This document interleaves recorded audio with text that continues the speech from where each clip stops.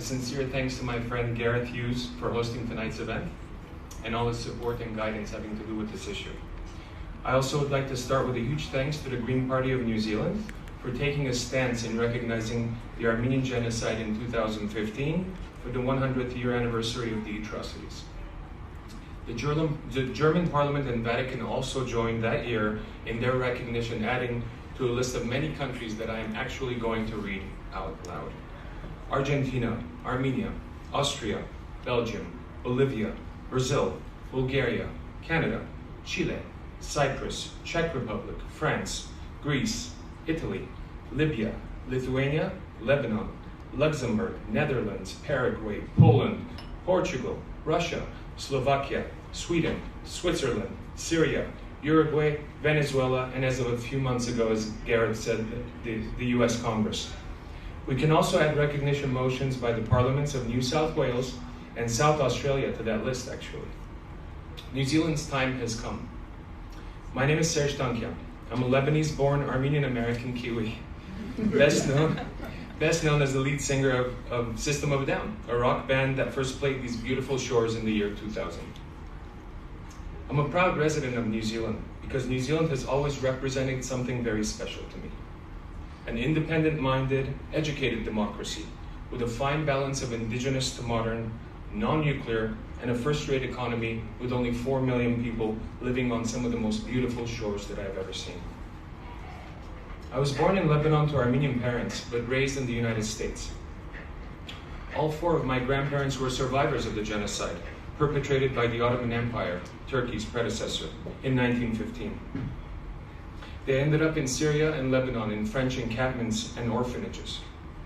I grew up learning about their survival, the horrific things that they had seen that could not be unseen when they were taken from their homes into the Deir Zor desert. This is the same Deir Zor desert where ISIS buried their Yazidi victims just a few years ago. My grandfather, Stepan Aytayan, witnessed the brutal murder of his father by Turkish gendarmes and the slaughter of his younger baby brother on that horrible trail of death. Separated from his mother and losing his sight from hunger, he survived by sheer luck, ending up in multiple orphanages in Greece and later in Lebanon.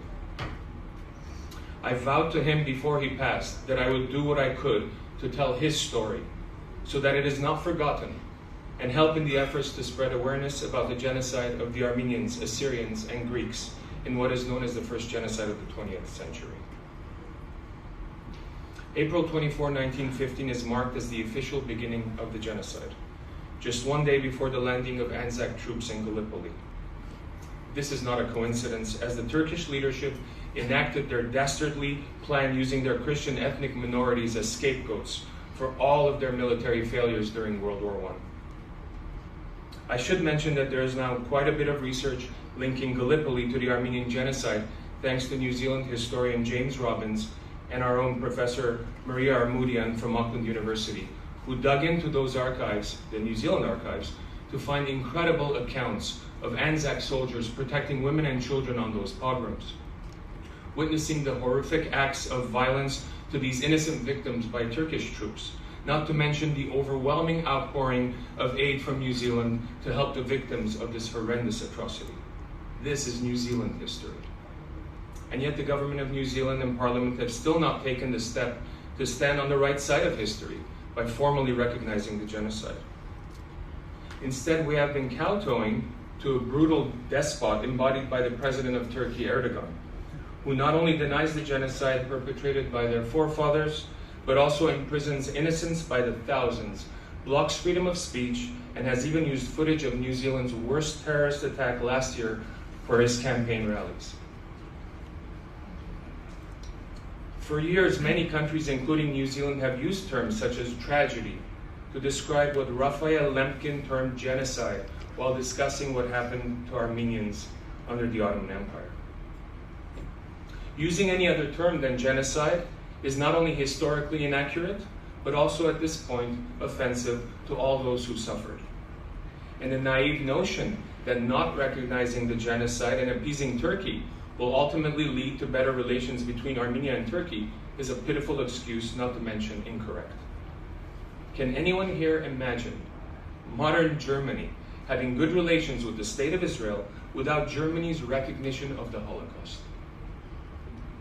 I was an activist before becoming an artist.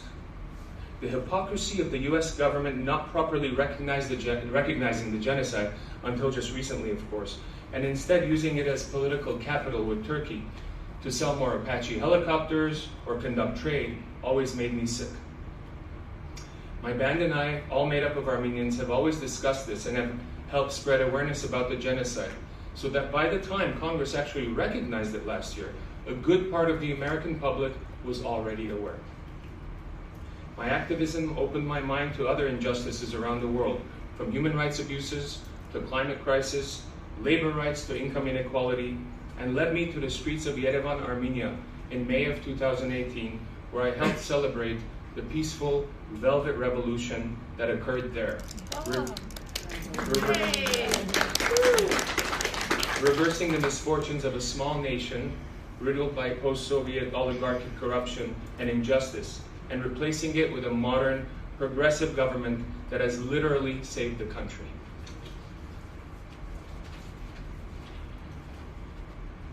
Living in New Zealand, I've learned a lot about good infrastructure, proper governance, political transparency, and the ideals of looking after one another, making things simple and effective for citizens.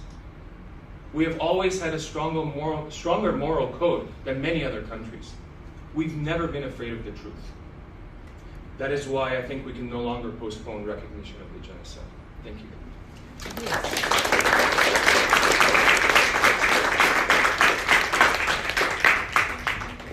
Thank you, Serj. I'd now like to invite Dr. Paniotis Diamatis to talk about the New Zealand and Anzac as a whole connection with the Armenian genocide. Thank you, Dr.